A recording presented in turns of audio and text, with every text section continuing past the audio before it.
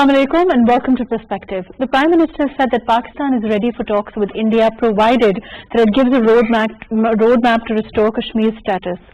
What this means or can potentially mean for Pak-India relations, we'll be talking about that. We'll also be talking about the future of our relationship with India vis-a-vis what's happening as far as Indian atrocities in Kashmir is concerned, the uranium sale in India and the safety of nuclear assets within India.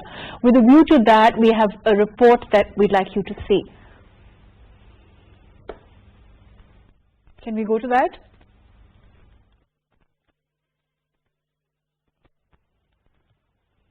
Police had arrested a group of 7 people in eastern state of Jharkhand's Bokaro city who were trying to sell about 6 kilograms of uranium.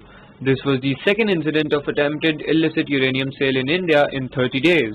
Last month, Indian authorities had seized about 7.1 kilograms of natural uranium and arrested 2 people from Nagpur. Similar incidents have been reported in the past as well. Pakistan Foreign Office spokesperson Zahid Hafiz Chaudhry said these incidents point to lax controls, poor regulatory and enforcement mechanisms, as well as possible existence of a black market for nuclear materials inside India. The United Nations Security Council Resolution 1540 and the IAEA Convention on the Physical Protection of Nuclear Material make it binding on states to ensure stringent measures to prevent nuclear material from falling into wrong hands. Since illicit trafficking and theft of nuclear material could lead to nuclear proliferation and the possible construction of improvised nuclear devices or radiological dispersal and exposure devices, measures to detect and respond to such acts are essential components of a comprehensive nuclear security program. India's nuclear security policy has come under increasing scrutiny. The Nuclear Threat Initiative in its security index painted India quite poorly. The imbuing threat of criminal or unauthorized acts involving nuclear and other radioactive material has grown significantly in India, clearly vindicated by the fact that from July 1998 to May 2021, there have been countless intermittent incidents of such nature. It also indicates the possibility of a nuclear market existing in India that could be connected to international players as well. The very fact that some people stole or illegally mined uranium raises concerns about nuclear safety and the security in India. What do you feel, how do you see the situation vis-a-vis India, considering what the Prime Minister said clearly today, vis-a-vis the future of this relationship, considering, do you think that we'll be able to get the kind of roadmap that the Prime Minister is talking about? We'll be talking about that also. I have with me today Air Commodore Basit Raza, who's a senior analyst. Thank you for joining us today. I have also Yasir Jindua, who's a security analyst. Thank you for being with us. We also have Dr. Jameel Khan, who's a former ambassador. Thank you for being with us. Basit Sahab, the same question, I think I jumped the gun a little bit, but how do you see the situation vis-a-vis what the Prime Minister said today as far as the relationship with Kashmir is concerned? Do you think that India is it possible even to expect them to give us a roadmap? Look, it's a very move of a person who is at peace with himself. Although our adversary is a person who is at war with himself. Right. So that is the difference. If you see the background of what has been happening since the beginning of this year, actually the problem started on 5th August 2019 when India unilaterally abrogated the Article 370 and 35A of Indian Constitution, whereby they sort of did away with the autonomy which Kashmir enjoyed. It was safeguarded in the Indian Constitution. So from there we sort of reduced our bilateral diplomatic relationship was reduced to a lower level, and our trade and etc. all stopped. But then there were some background efforts, and if you remember that in February our DGMOs, they sort of talked to each other and they decided that the LOC violations should stop, and they did stop. And then in March there was also a talk that the trade might resume between India and Pakistan. There was a leak in the newspapers, and then the government actually controlled it later on because maybe it was an early thing. There was some thinking at some senior levels, but it was not final decided, and the thing leaked out. And then finally in May there was actually it came in the press that the intelligence chiefs have been meeting and back channel diplomacy has started. So this is the background. But then there was, after May, there was an impasse. Actually, whatever talks had taken place, they didn't make a headway. And this present statement of Prime Minister, it seems to me that it's an effort to sort of give a leeway to India, because first we had said that we will not sit on the negotiation table unless the steps of 5th August are revoked, they are reversed, which is very difficult. I mean, you can't expect a person like Prime Minister Modi to sort of take back all that he has done, which is a very sort of his prize achievement. So it is giving them a leeway that at least if you don't revoke straight away, if you don't undo all that straight away, at least give us a plan how you want to go about restoring the autonomy of Kashmir and stopping this process of changing the demography. If India has any iota of peace, desire of peace, they should respond. But the experience shows that they don't. They don't. But it's a positive move from Prime Minister, and let's see what happens. Yes, sir. If you look at the history from however far back we want to go, we've had this relationship with India where we make an overture and that is always rebuffed. We don't get the response that we want. All successive governments, whoever you want to go back on, there's never been a different stance on Kashmir. As far as Kashmir is concerned, Pakistan has been very clear. They want to move things. They want things to move, whether it's in the United Nations or the Security Council. They want some semblance of there to be, I would say some rationality there with regard to India. But we don't get that kind of response. This new statement that the Prime Minister has made, again, like Basit was also saying, seems to be a hope in that direction. Your thoughts on that? Well, I'm going to comment on this, what you just mentioned. I just have to make one clarification and clear distinction. And proudly, this is the first government, I think, in many, many years, especially after President Musharraf. Between that time and now, there were two so-called democratic governments. And the kind of damage to the Kashmir cause that could have been done was done in those two governments, especially in the time of Prime Minister Nawaz Sharif. His namesake was our ambassador in Delhi, and he has come out in the open and given an interview and said, well, I was instructed by the Prime Minister not to invite Kashmiri leaders when he would arrive in New Delhi. And he was told to go slow on the Kashmir agenda. So this is what an elected democratic government, which had a complete clear majority, was doing to the Kashmir cause. So this is the first time this Prime Minister and this government has raised this issue like never before. In many, many years, he's raised it to the United Nations, and that's why you've seen the likes of President Erdogan and Mahathir Mohamad standing up to support us in the United Nations. So that is one distinction I wanted to make, that the Prime Minister has actually internationalized this issue. Fair enough. Moving on, now about the Prime Minister Imran Khan's offer of talks. I am not the representative, although I am one of those people who have been officially allowed to come and speak on the media, but I'm not. This is my own assessment. India is cornered.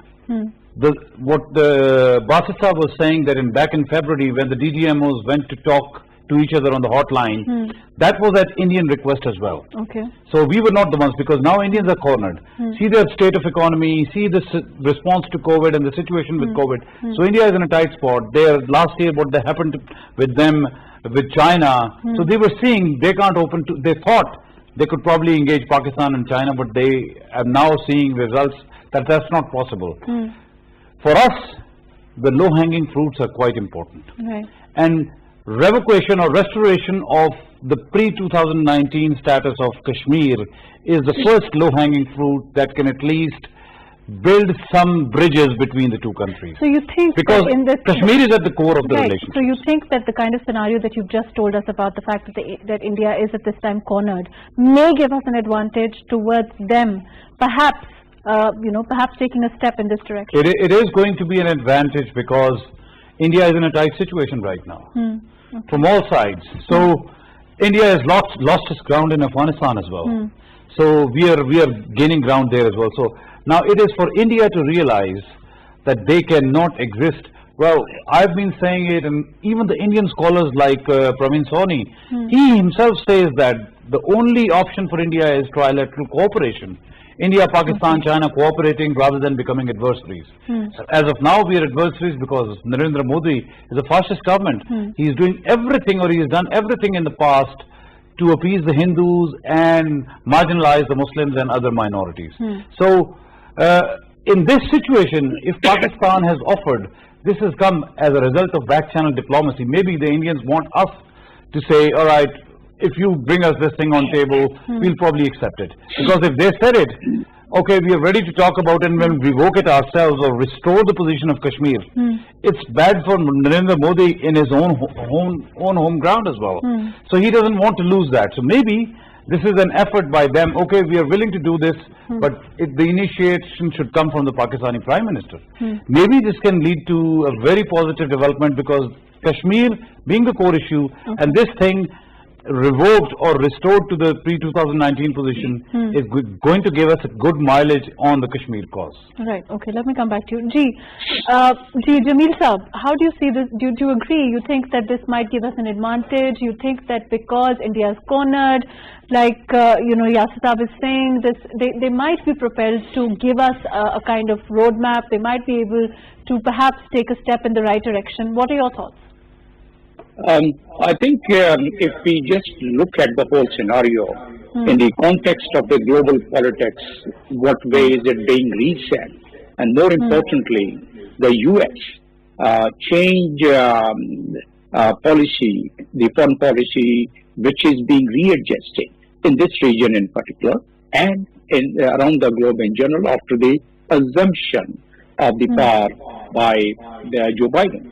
So if we look at it from that angle, and then we filter out about the India that under what pressure they are now. Of course, internal pressure, COVID, economy, and India has a pressure from its border from China and India, it's more than 3,000 kilometers, and then of course we are also on the other side. So India definitely is under pressure, but this pressure, is it sufficient to really expect from India that they would give us a roadmap? To my mind and with my experience, what I see, India still enjoys goodwill for a variety of reasons because of its trade links still, which is with various countries in Europe and other parts, and then of course India because of its political, geopolitical connections and its investment through their embassies in various parts of the world. So what needs to be done? In fact, this strike the iron once it's hot.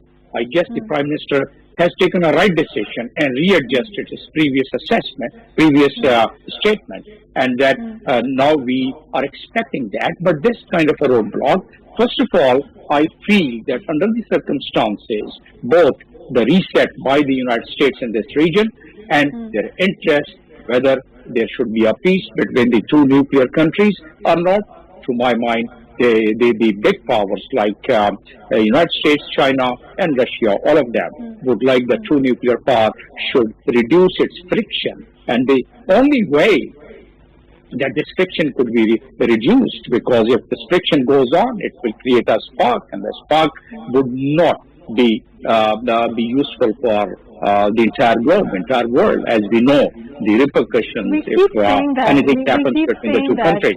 Dr. Jameel, we keep saying that, and of course for the strategic, in terms of what's best for our own, for our region, of course. I was going to give you some solutions, but anyways, go ahead. Sorry, I can't hear you any longer. That's right. So what I'm saying is that now this is the time that we should further do an aggressive diplomacy with three-pronged approach. One is a traditional diplomacy, that through which we should let the entire world know that what's going on in Indian Kashmir, occupied Kashmir, and we should further support it with the two Human Rights Commissioners' report. And one of the reports was presented to the entire world with the tears rolling down the cheeks of the commissioner. So that contains all what we have been discussing on all the channels and media in Pakistan, the atrocities, the killing, the rape, the extrajudicial killing, and the way they have surrounded the entire Kashmir and almost an open prison. So, Basit Sahab, do you agree? You think that it's, I mean, of course, the right time in the sense that Yasir Sahab is saying India's cornered, Dr. Jameel is saying that it's perhaps the right time for us to go for a more aggressive diplomacy. Whether we talk about, of course, you know, in terms of letting the world know what's happening. I know that Yasir Sahab has said that this government has made unprecedented inroads into the Kashmir issue, and that is true. But in terms of our approach to diplomacy, do you think what new can we do in terms of telling the world what's happening, in terms of you know, getting India to respond to our overtures? What can you say to that? I would say that actually Pakistan is relatively a small country, and our options are limited. And the window of opportunity for us is very small, and it opens for a short while. And that window of opportunity has opened now, because our role is central in resolution of Afghanistan, and more so in the sort of exit of the US troops, the safe exit of the US troops. So that in fact gives Pakistan some leverage. If that card is played rightly, I think things can move as far as the negotiations on Kashmir are concerned. But Pakistan must be very clear that we have sat on the negotiation table many times before. So merely our objective is not to sit on negotiation table only. Our objective is to have substantive dialogue, and with a sort of definite program which should lead to some meaningful results. And Pakistan at the moment can perhaps play, because Americans at the moment they need us, and we have seen the overtures, the defense secretary calling General Bajwa a couple of times. Then the meeting that took place between our NSAs and do you think that America would support us at this time with regard to Kashmir? Do not expect total support from America, because they're into strategic alliance at the moment. And as far as Pakistan is concerned, I think we have, for long we have tried to have a bilateral relationship, and even now there is talk of bilateralism. But if you see the history of the events, Pakistan-US relations, it's a transactional relationship. You do this for us and we do this. So this is it. So this is what, with that mindset we should go. I think it's pointless in trying to nurture a long lasting relationship, because at the moment American interests are vitally linked, because their only problem is China. And they feel that they need India to stand against China and provide them support, and they are bolstering India. They want India to become a member of Nuclear Suppliers Group, NSG. They want India to become a member of Security Council, and all sorts of blessings are being showered on them. So this will continue. Pakistan cannot expect to be at the same level. So our options are limited, but again, we can play our cards smartly. We have a very great friend China, and it's okay. We can sort of achieve whatever we want to through good offices of the Chinese. Plus, we can sort of provide an exit to Americans, because that is in our interest also. And we have been sort of dealing with Taliban, and we have been exercising some sort of influence. So this is the time that we sort of bargain it smartly and get some movement on Kashmir. And the first thing should be the sort of easing down the plight of the Kashmiris, the atrocities that they are facing. That should immediately stop. That should be our first demand. And then the negotiations can proceed. Yasir Sahab, do you agree? You think that America can perhaps stand behind us at this time? It'll be foolish of us to hope for Americans to come to our rescue, you might say. They've not done that in the past. And especially with their new strategic alliance with India, they're not likely to intervene otherwise. They have a vice president now who's of Indian origin. So you can hardly expect the Americans to come very openly in our favor. They're otherwise not very happy at the CPEC in Gawada port being developed with Chinese help. So you can imagine Americans are not going to be... Yes, we have another opening, and that opening is the new bloc that is coming up. Pakistan, Russia, Turkey, Iran, China. So that bloc can put pressure on India.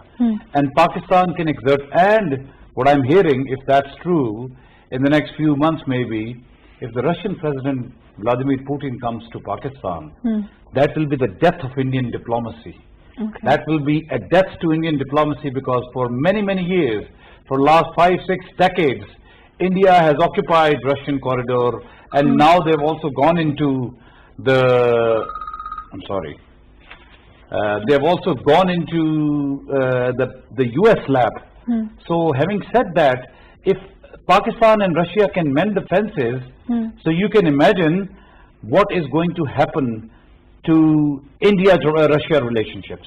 So that is why, if anybody can pressurize this 2019 action of the Modi government, is not going to go away as quickly, or as you were saying, as easily as we think.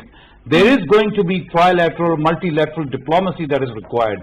Pakistan is alone and not in a position to completely dictate its terms to India. However badly Indians are cornered, but yes, we will need Chinese help, which is already there. They've shown it in Ladakh.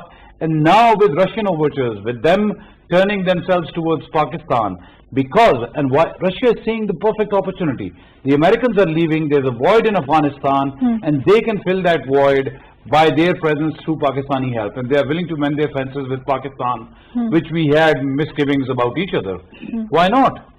I mean, enemies of yesterday can be friends of today. So we can be friends with Russia, and we can gain a lot.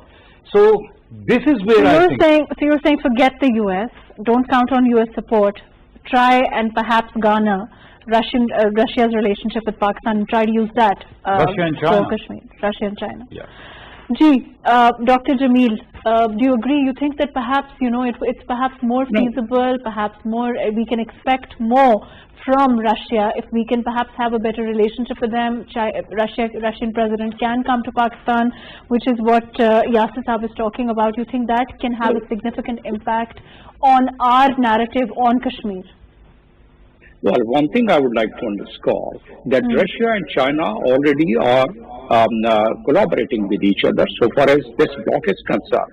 That's one aspect. And once Russia and China is collaborating with each other, then automatically, under these present geopolitical and geostrategic situation, Pakistan would obviously like to, and they are already in that bloc almost, and one of the indicators is that we are a member of the SCO, where all these Russia, China and other countries are there. We are a member of the ECU also. Besides that, the strategic interest, as Mr. Janjua has indicated, Russian strategic interest now is more in this region. Particularly, they have their interest pinned in this Afghanistan and Pakistan. Pakistan means the help of Pakistan in sorting out the post-withdrawal of U.S. troops. So from that angle, yes, that pressure would also be there. But at the same time, once the United States is trying to bring more strength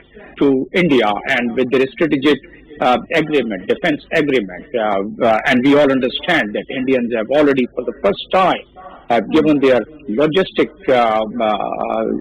base. Well, it's a logistic base, but a lot of operation going on. And besides that, there are about 3 or 4 the agreements so far which India has entered into US. And why it has been done? There is one very important point here, that is being done. The US is making all this investment basically because the US wants India to be a watchdog in this entire region against China, and that's why you see the string of pearls and the string of the alliance string of alliance on both sides. The positioning what this bloc, the Chinese bloc, and what the alliance of the United States they are doing. So once we have all these factors in our mind, but India under the Modi regime can do a very wicked move, and that by gathering all these support from United States and its allies, they would always like to capitalize it against the Pakistan as well.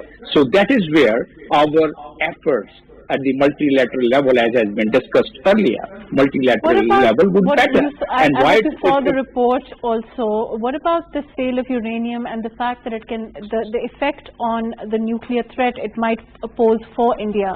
What are your thoughts on that? Well, that is so significant now. You know, the two incidents in 30 days, and besides that, it is in contravention of the IAEA statute, and that is very clear violation of the safety procedures and guideline of IAEA, of which India is a signatory, Pakistan is a signatory, and most of the countries, and they have to follow that. If that is not being done, then there is a provision in the United Nations Charter, and then India can be taken on task. In fact, Pakistan should, the Foreign Office has already taken up this matter, but it needs little more efforts so far as the legal diplomacy is concerned. And under the legal diplomacy, I think we should, along with our allies, along with our friends, we should knock the door of the General Assembly. We should go to the human rights people also, that these kind of nuclear material, which is the worst material, the most harmful material is the nuclear material. And very recently, the Nuclear Support Group has imposed a ban on India for the nuclear trade. Very recently, just during or before this incident. So, from just in last about 20-30 years, there have been more than 13 incidents, and somehow the world focus has not been drawn on this, because India has been always claiming that they have a safeguard, but here are the incidents where, and then they have not been able to let the world know through their investigation. In fact, we should call for the international investigation. And IAEA is an authorized body, mandated body, which has been, which has the strength of Article 102 of United Nations Charter. So they can be asked to investigate that. Why? Because this involves even the world safety, security, and the world peace, which is enunciated again in United Nations Charter Chapter 1. So from that angle, I think these are the legal diplomatic platforms we should do, and through the traditional diplomacy. That what's happened in the past, what are some of the lessons you feel in terms of diplomacy that we can learn, and the way we take our case further on Kashmir internationally? We have to actually, our stand is a principled stand, and we have been sort of jealously guarding it, and we should continue doing that. And with that, because I think we haven't been aggressive enough in the past, perhaps, we've had, there have been instances that, we've gone, there hasn't been a sort of a uniform stand. I mean, we've had highs and lows. There are times that we've taken the issue really aggressively, and then there are times that it comes down and, that hasn't happened. So the ups and downs, the consistency hasn't really been there. Wouldn't you agree? I do agree, but as Mr. Yasir pointed out, that during the present regime, there's been a lot of focus. Kashmir has been raised almost at every forum. But that ends there. I mean, we have been taken the case of Kashmiris, and the Prime Minister declared in Azad Kashmir that I am the ambassador of Kashmir. I'll take the Kashmir cause to every forum. And he did. General Assembly, United Nations, many countries that he visited, he raised the issue. So that is there.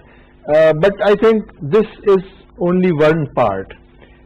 What my idea is that we must sort of, economically we are very weak, and that's why in the world, despite our strategic location and whatever God has given us, we don't have that clout which Indians have. Because it is perhaps because of their economic might. Look at their figures, the GDP and everything, it's far outweighs.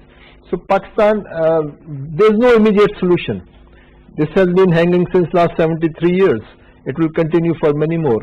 So what we have to do is to first build a national consensus, because if there's internal rift, internal discord... You think we don't have national consensus on Kashmir? We do have, but that actually withers very quickly after that. It should continue. if we have gathered on this one platform for this reason, then it doesn't end there. There are some steps which downstream which have to be taken. We don't do that. We pass a resolution and then we go in our own way. So we should have sort of a unified approach. And some steps have to be continuously taken. And the one major step is we have to build our economy. And for that we have to sort of revamp our education system. And these are the things which can one day bring us to that level when we can be more forceful and the world would listen. At the moment, we are making noise, we are taking the case of Kashmir on every forum, we are letting the world know what's happening, but the world is looking the other way. You think our diplomacy compares to that of India? Yasir Sahab. See, India is a big country, 1.4 billion people. So even if their economy is not doing well, the world powers, those who have to sell their products, they can't ignore them because they are second largest in terms of population.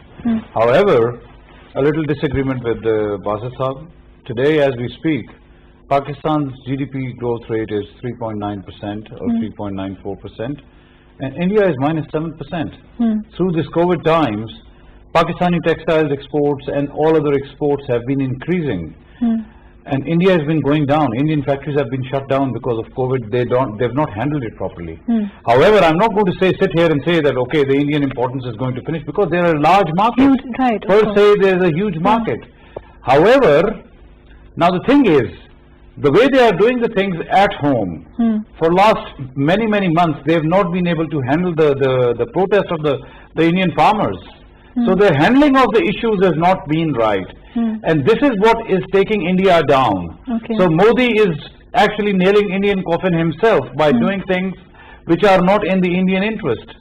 And they are the ones who were they are the troublemakers in Afghanistan, and they thought the peace in Afghanistan will be very detrimental for them because our western border with Afghanistan will become secure. So they never wanted. So that has also happened.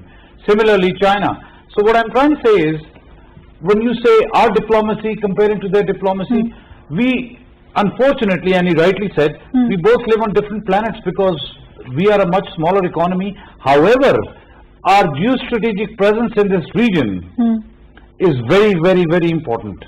Even India, despite the fact that it's a big economy, that does not enjoy the advantage that we have. That is why Russia is coming to us. But you yourself said that, we haven't really been able to use our geostrategic advantage to our best. Because in the past, we have been playing politics at home. We have not been unified. The chairman Kashmir committee for last many decades was a man who did not ever speak one word on the Kashmir cause. So how does your diplomacy get promoted when you have a man like Maulana Fazlur Rahman who's just sitting there for perks and privileges only, and he does not promote the Kashmir cause? This is the first time, and ironically, in the past, because of so much infighting, political infighting between the political parties, we could not take a unified stand. But now this time, the government has taken a stand, the military establishment is supporting it, and they're all on one page. So that is why you see that a country like India has been forced to come and ask us, okay, let's start the dialogue again. Okay, let's enforce the ceasefire violations to be stopped. We did not ask them. So what I'm trying to say is, it has been coming from Indian side. If we push it the way we are now pushing it, and Imran Khan, the Prime Minister, has just rightly hit the nail at the right time when the iron thread, he's told India, okay, if you want to do something, if you want to come back, because what is more hurting to India is the trade stoppage. We have one transit trade and the trade with Pakistan. So all we've asked is, restore the status of Kashmir, and we'll start talking. What do you expect? I don't think it's going to happen with Pakistan's efforts alone. We'll probably have to, as I said, group. China and Russia will have to come in the middle, because the way this uranium sale, India is becoming a rogue state. This is the second incident in 30 days. So we've got nuclear weapons, they've got nuclear weapons. One stupid move by one of the countries can make the whole region so volatile that this can trigger into something so big. So where do we go with that? I think We are building some very good relations with Russia. We have some good offices with China. I think we can use that to pressurize India. You think that we will get the kind of support from these countries that we may not from the US? See, enemy's enemy is a friend. Russia now warming up with Pakistan can be very beneficial for us. And Russia has good influence in India. Maybe Russia can use that leverage with India. China obviously may not be, because China and India themselves are not on the same page. They're not friends per se. So Russia could be one, and we could expect some diplomacy from Russian side, and we want to give that initiative to Russia rather than to Americans, because the Americans have not been playing the leading role which we wanted them to play in all the issues we have with India. So they've just been saying, oh, it's a bilateral issue. I mean, last time President Donald Trump did say it during the visit of Prime Minister Imran Khan, but then there was a backlash from the Indians. And he retracted. He retracted. Right. So because he couldn't afford to lose the Indian Americans as well. So he was up for a voting as well, and so he didn't want to do that. You think that Russians are ready for, I'm going to go to Dr. Jameel, I'll come back to you. Jameel Sahab, you think that Russians might be ready for any disadvantage coming from their support to Pakistan on Kashmir?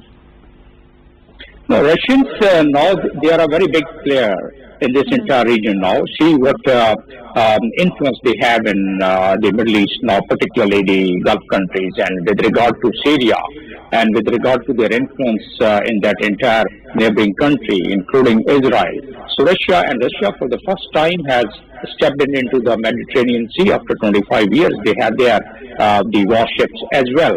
So Russia is definitely trying to enhance its influence and taking the space which is being created by the United States. The United States now has its own problem. They are, and no one less than the President of the United States have already announced that they would first like to strengthen their own home before they go back again to earn the goodwill of the entire world.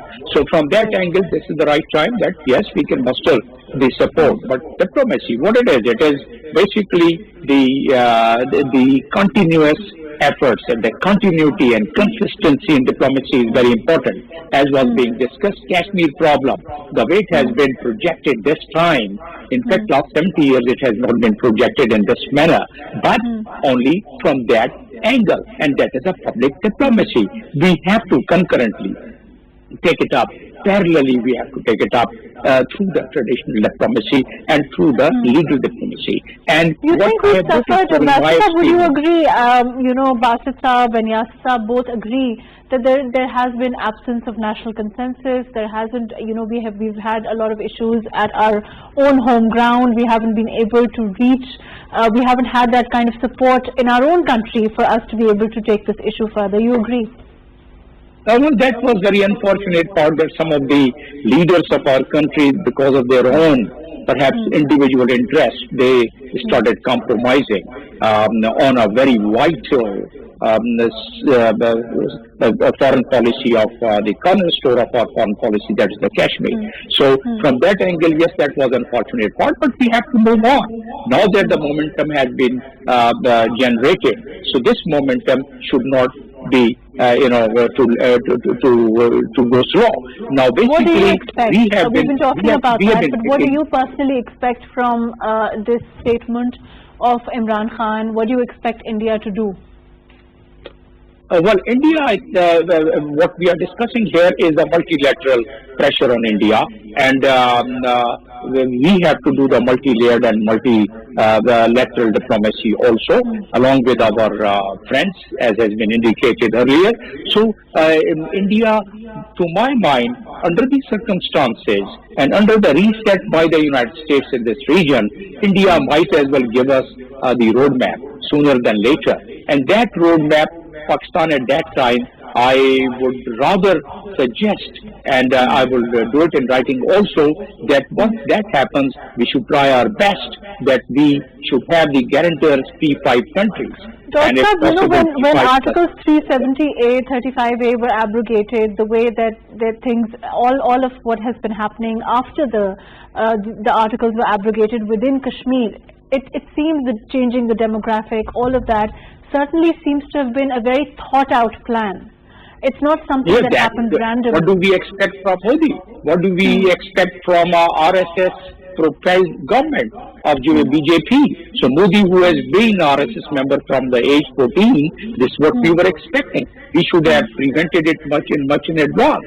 Now, what he has done is the domicile which he has issued is more than 1 million domicile. So obviously Modi government, it feels that they would be succeeding in changing the democracy and demography of Kashmir. This is what they want, and that's why they have abrogated 35A, and that's why they have abrogated against the international law.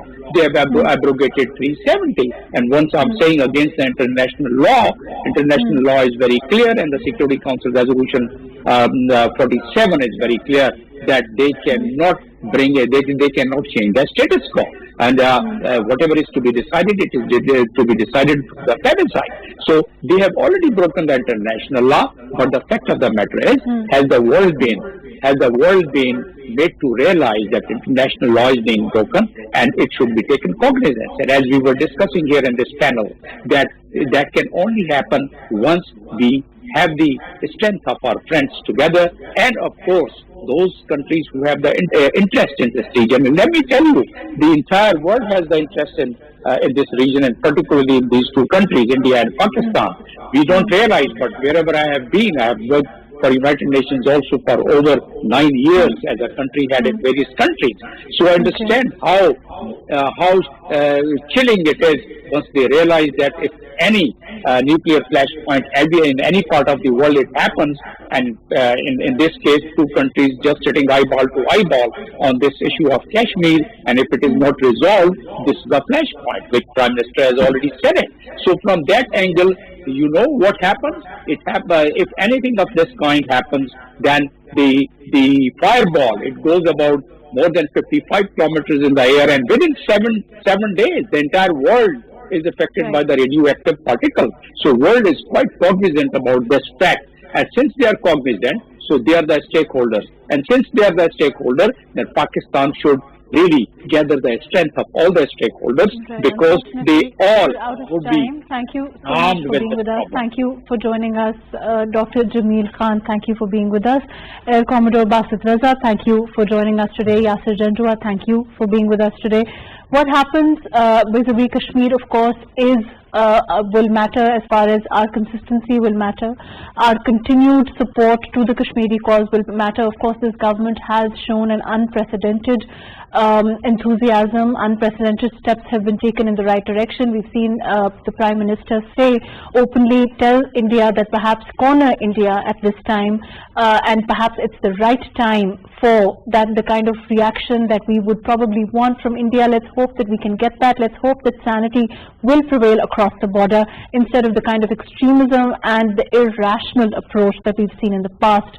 Thank you so much for joining us today on Perspective.